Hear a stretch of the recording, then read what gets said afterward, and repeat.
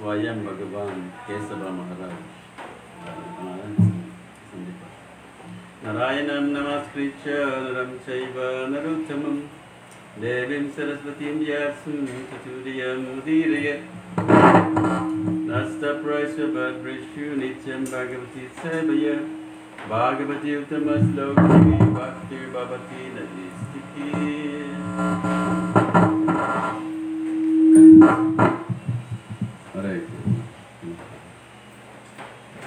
Before reciting the Srimad Bhagavatam, which is a very means of conquest that the Spirit offers, people obeisances to Goddess Saraswati, Mother Saraswati, the Goddess of Learning, and Srila Vyasadeva, the author, by regularly giving classes on Srimad Bhagavatam, and dear devotees, all of this troublesome in the heart is practically destroyed in loving service unto the glorious Lord, who is praised with transcendental songs, is established as an irrevocable fact.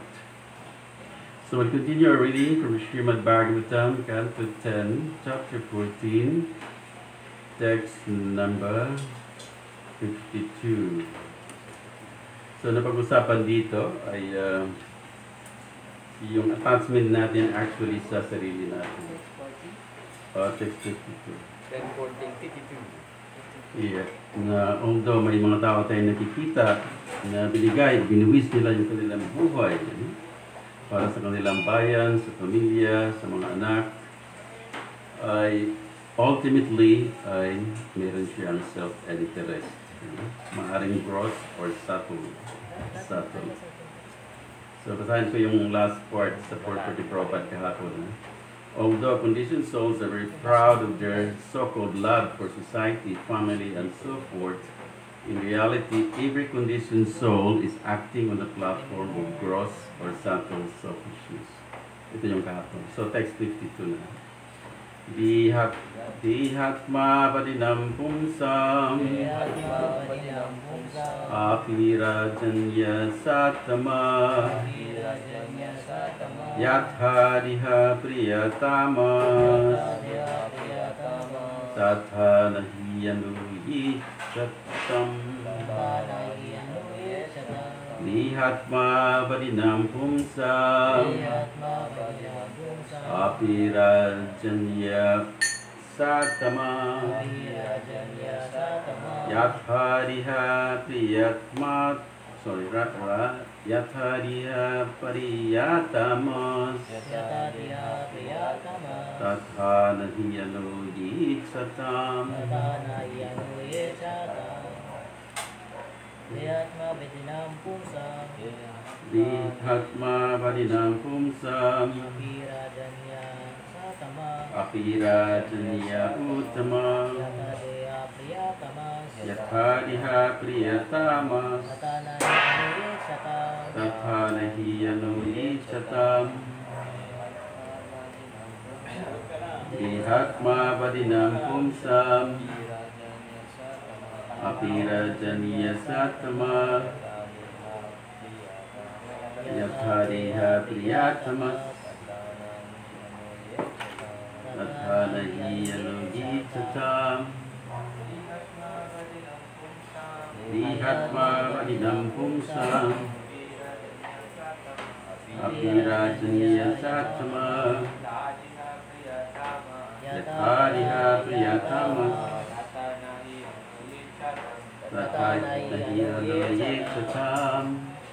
Translate word for word translation. Diha Atma Badinam, who ascribe to the view that the body is the self. Pumsam, for person. Api, indeed. Rajanya Sattamaha, O best of kings. Yatha, as. Deha, the body. Priyatamaha, most dear. Tatha, thus. Na, not. He, certainly. Anu, relative. Yeah, with things. Cha, and some. To that, in translation. Indeed, for persons who think that the body is the self or best of kings, those things whose importance lies only in their relationship to the body are never as dear as the body itself. Indeed, for persons who think that the body is the self or best of kings, those things whose importance lies only in their relationship to the body are never as dear as the body itself. So wala itong purport ha? Basahin natin yung sinod. Text 53. If a person comes to the stage of considering the body mine instead of me, he will certainly not consider the body as dear as his own self. After all, even as the body is growing old and useless, one's desire to continue living remains strong. Purport. The word mamagtabak is very significant here. An ordinary foolish person thinks I am this body. A more discriminating intelligent person thinks this is my body. Okay. In the literature and folklore of ordinary people, we find a common theme of an old, decrepit person dreaming of obtaining a new young body. Thus, even ordinary persons pick up the notion of self-realization instinctively, understanding that it is possible for the soul to exist in many different bodies. As the body of an intelligent person becomes old and useless, he strongly desires to live, even when he knows that his body cannot live much longer. This indicates he is gradually becoming aware that his self is more important than his body. Thus, simply the desire for life can indirectly bring one to a preliminary understanding of self-realization. In this case as well, one's basic attachment is to one's own self and not to that which supposedly belongs to oneself. He may be pointed out that the entire discussion between King Pariksit and Sukadeva Goswami regarding the dearness of one's own self is ultimately meant for broaching the subject of why the cows and cowherd ladies of Vrindavan considered Krishna more dear than their own selves, and certainly more dear than their own offspring. The discussion proceeds as follows.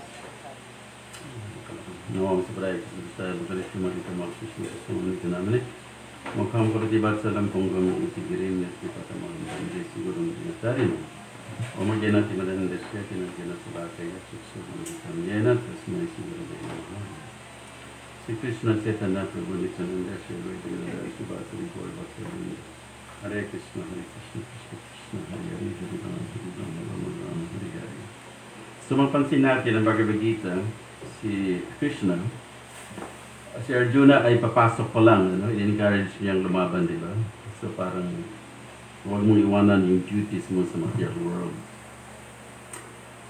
Okay, so alam natin ang ganda ng yung merong handbook si Kisaba Maharaj, parang Kisaba Maharaj. Mukhang ginawa niya ito ng brahmachari pa siya. Yung lahat ng chapters ng Bhagavad Gita ay merong acronym, na ginawa siya. So, for example, chapter 2 ay Gita. G means Guru. Diba? Sa unang part ng Bhagavad Gita ay si Arjuna, tinanggap niya si Krishna na Guru.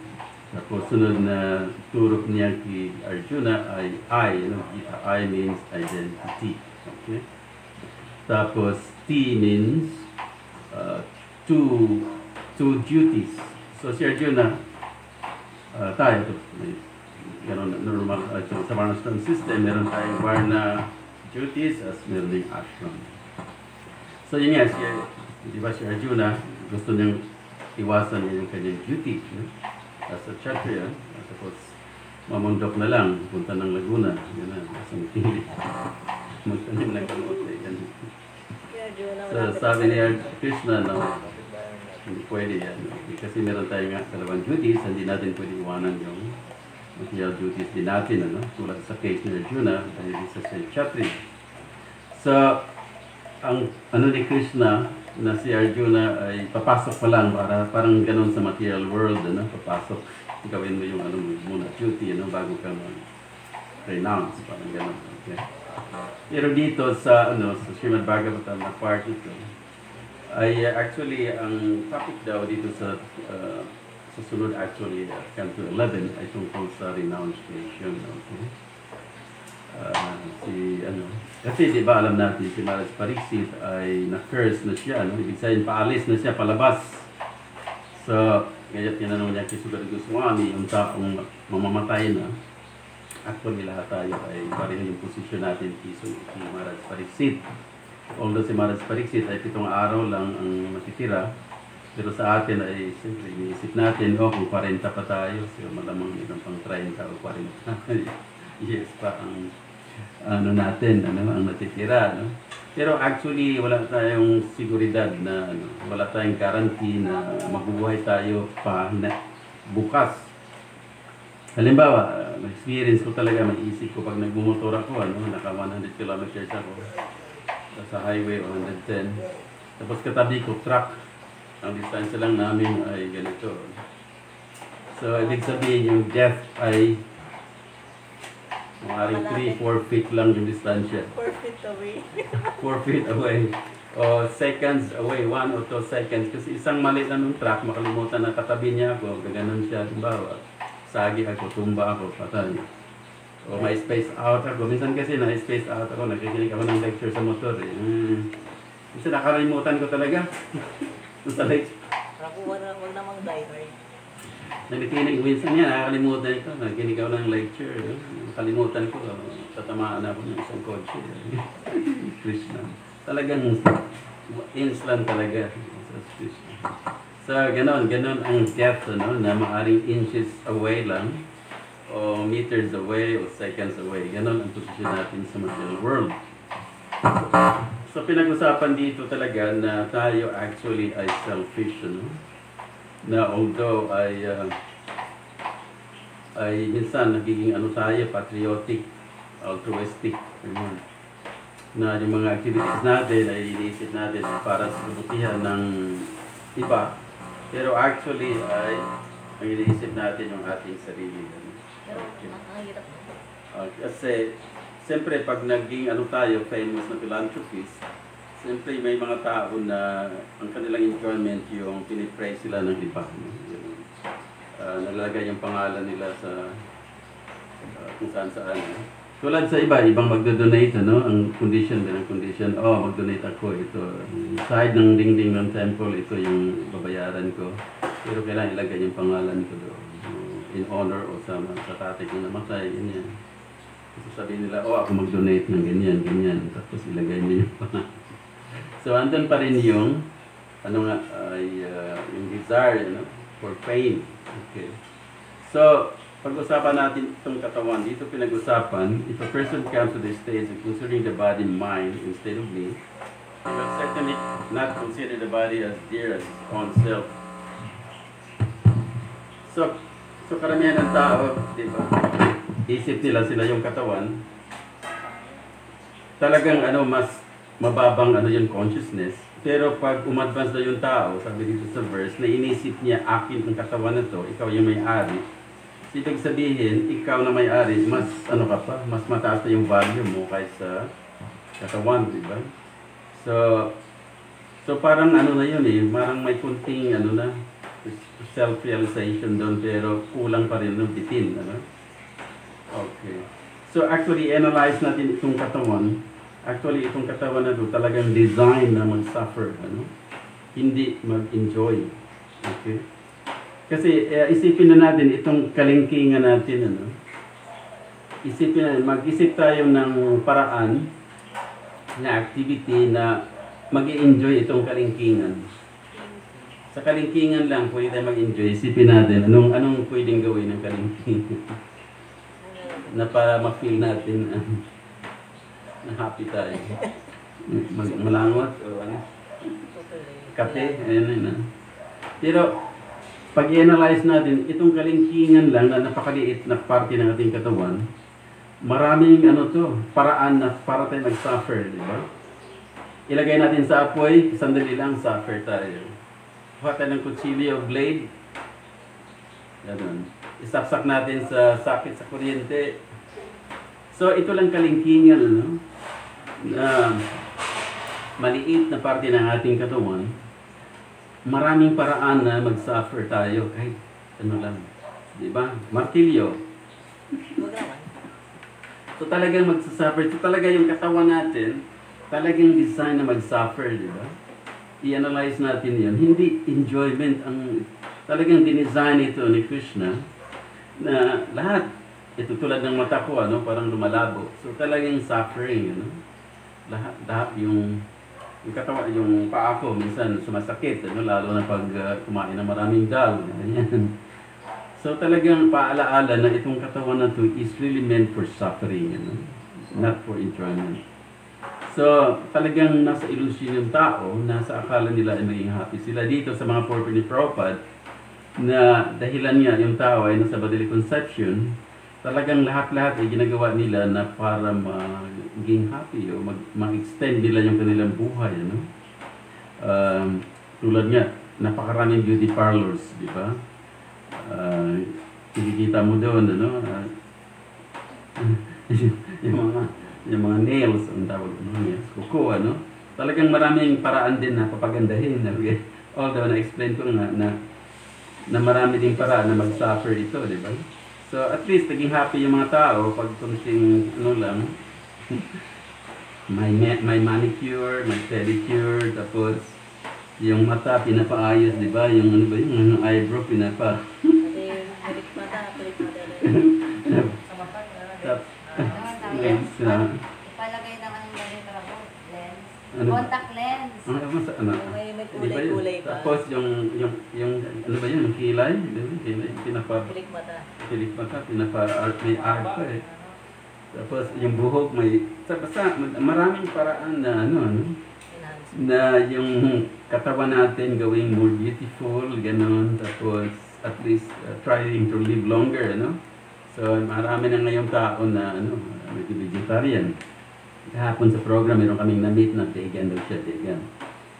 Yung sabihin ng vegan, kahit dairy, ano, hindi pwede, ano. So ano ang purpose niya? Para maging healthy siya, di ba? Para makapag-enjoy lalo. So yun ang purpose nila, no, na magiging healthy more, no? Maging malakas para mag-enjoy. Ganun ang ano nila. Ang purpose ng kanilang mga activities, kasi nagbabike siya eh, bisikleta, kasi kikita mo yung suot niya para sa mga cyclist yun, ano? So makikita mo na health conscious, yun kaysa rin nag-vegan, para ang purpose ay sense enjoyment, ano? Ganun lang talaga. Sense enjoyment. Okay. So, as the body of an intelligent person becomes old and useless, he strongly desires to live even when he knows that his body cannot live much longer. Tulad nung nakausap ko kahapon, ano, 72 years old siya. So, kaya siya nag-exercise dahil ang hope niya ay para pa rin siya, ano, ma-extend yung buhay niya, no? Maging healthy siya, healthy living, para malayo siya sa sakit, para ma-maximize talaga, basically, ang purpose para ma-maximize yung kanyang enjoyment dito sa mundo, no? Yan talaga ang purpose ng ano natin, lahat ng mga activities natin. So, Hare Krishna. Hare Krishna. So, okay. It may be It may be pointed out that the entire discussion between King Pariksit and Sukadeva Goswami regarding the dearness of one's own self is ultimately meant for broaching the subject of why the cows and cowherd ladies of Vrindavan considered Krishna more dear than their own selves and certainly more dear than their own offspring. So itong chapter na to, dahil dito nakatatapos lang yung pastime ni Brahma, no? Yung ninakaw niya yung mga baka, mga ano ba yung calves, mga young calves. So dito kasi pinapakita kung ano ang kaibahan ng mga devotees sa mga materialist. Ang materialist, they are always attached to the body, no? They are always trying to maximize their enjoyment in the material world.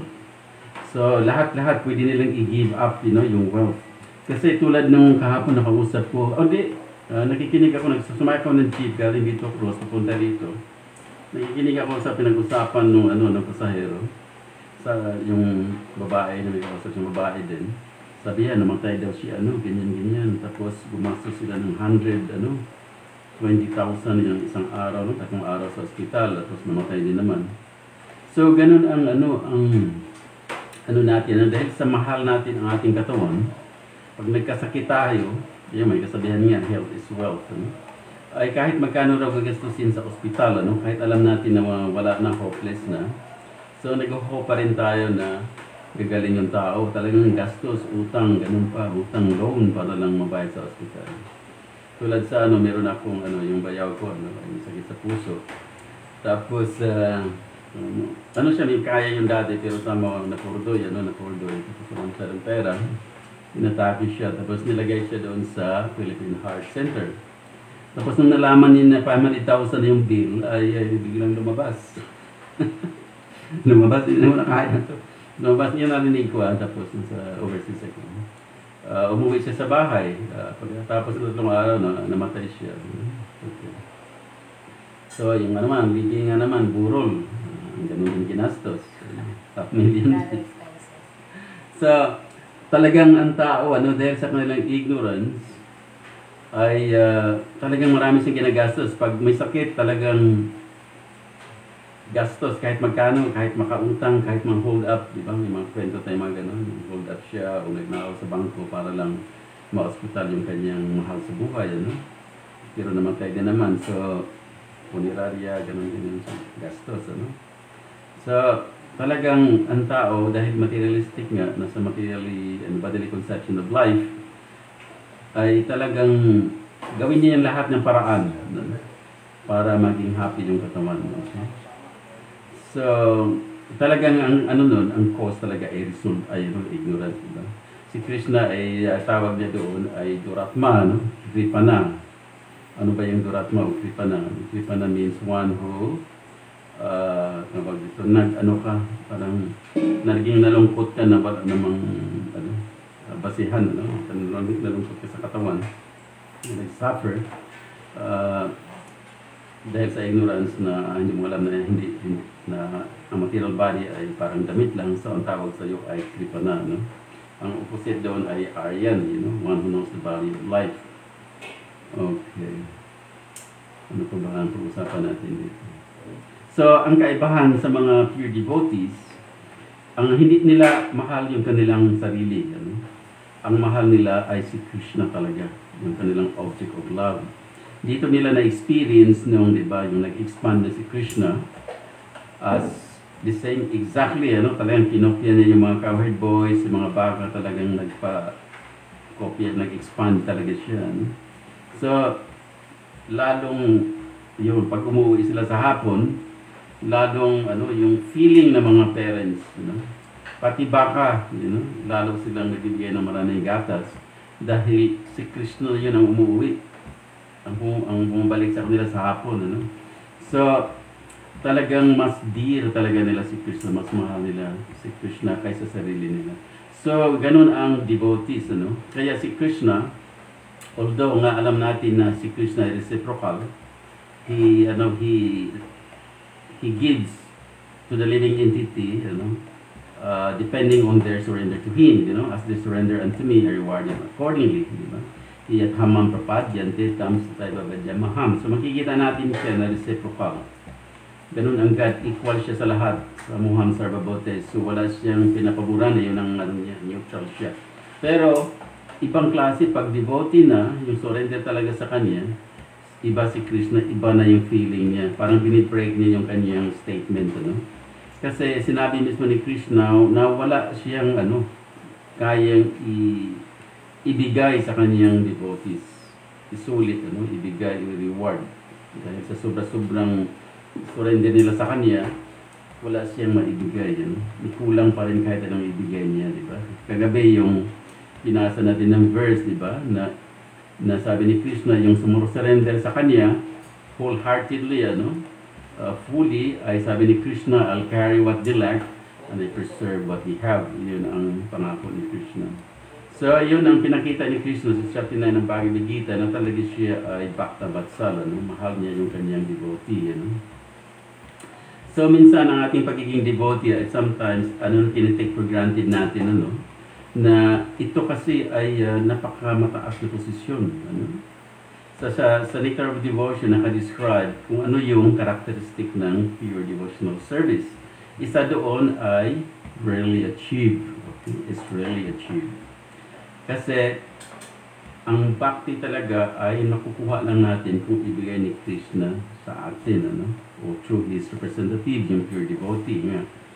Krishna's mercy comes to us through His pure devotees. Yun ang proseso na ginagawa ni Krishna, hindi siya nagbibigay direkta actually.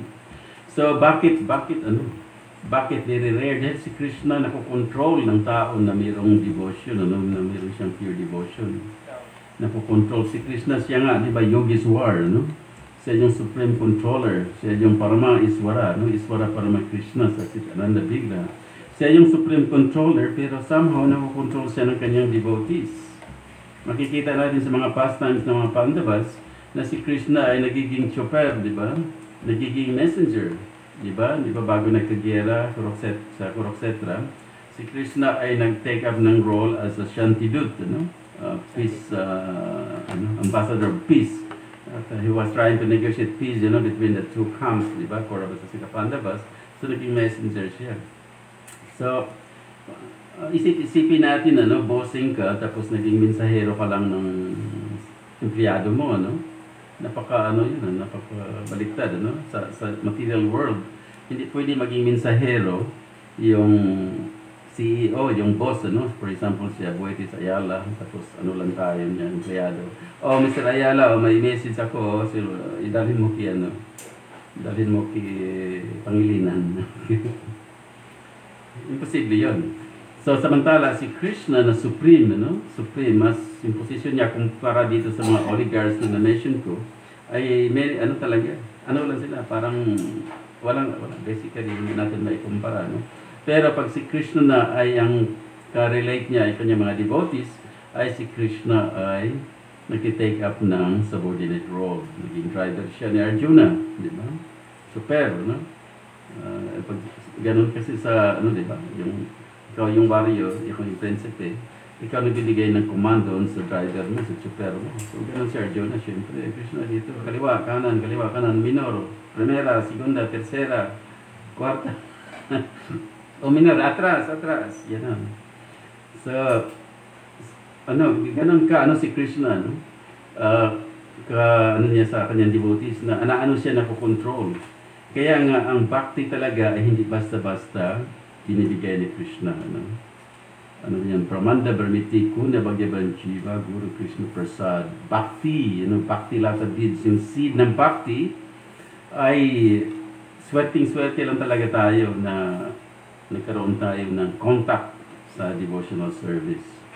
Dahil, meron tayong opportunity, na makontrol si Krishna. Pero of course, neophyte states, hindi natin iniisip yun. Sa panay, natin, ang concentration natin ay servant lang tayo. Servant of the servant of the servant. Ano yung sinabi ni Lord Chaitanya? Ito'y bangso para kamalaro. Dasa. Mahaba yun, mahaba. 4 lines. So anyway, hiwag natin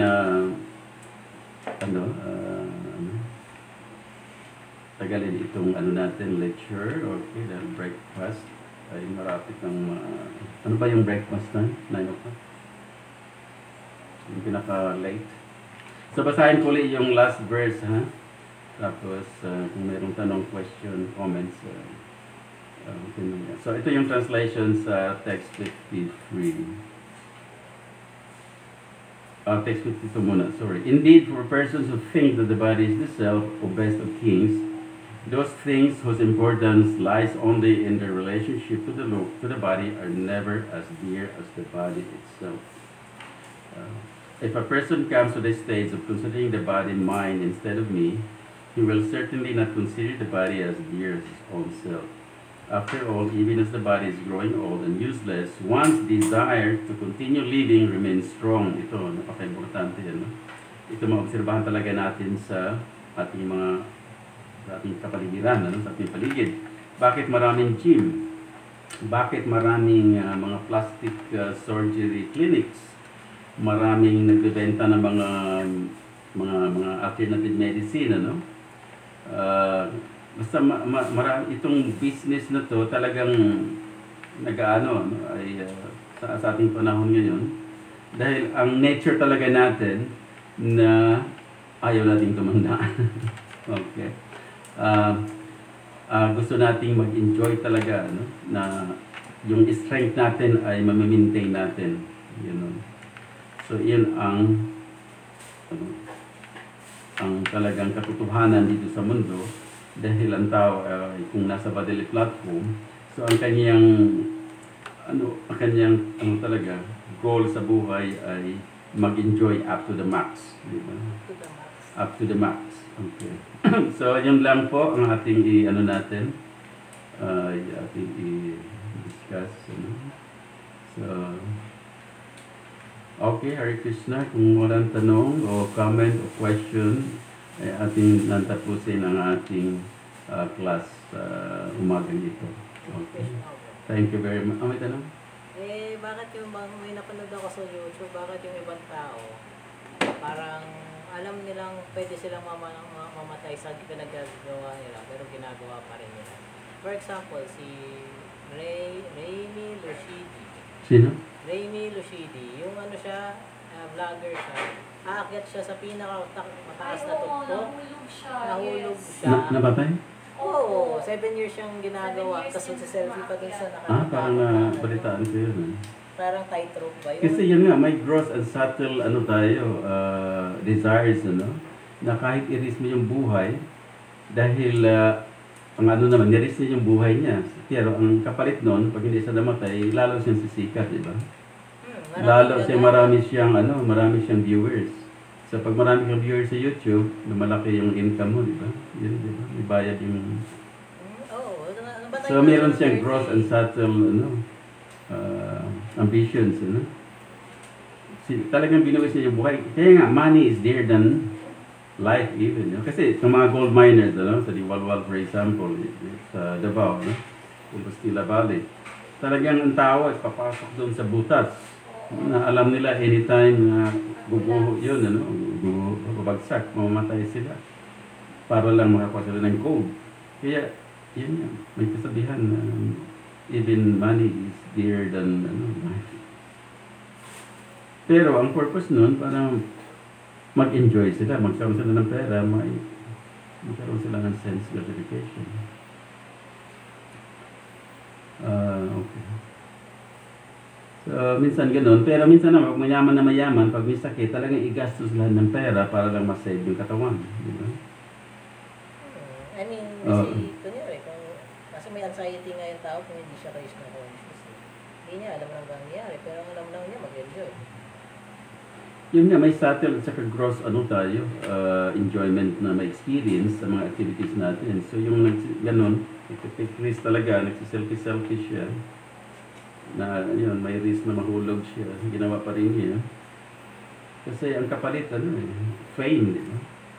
Okay. Did you heard about yung tao, yung heart ng tao sa pig, di ba? Transplant? Sa pig ko yun, nakita ko yun. Yung tao na yun, namatay siya. Pinalit niya yung heart ng tao, pig. Oo, mayroong nabasa ko rin yan, nabalikan ko.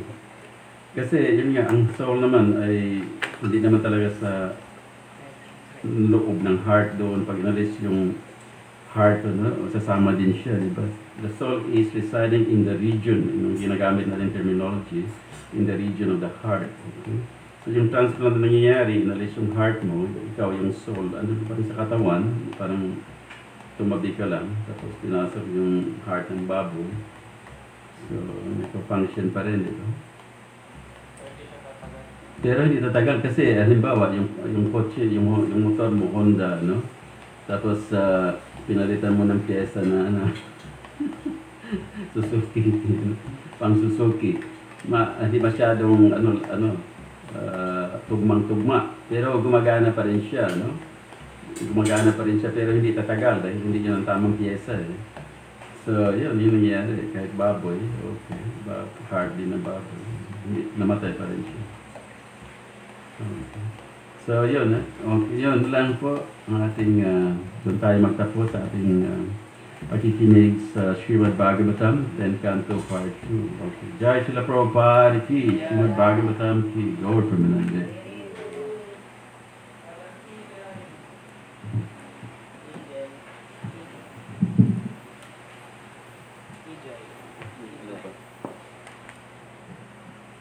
Zero. Hindi, may nanonood na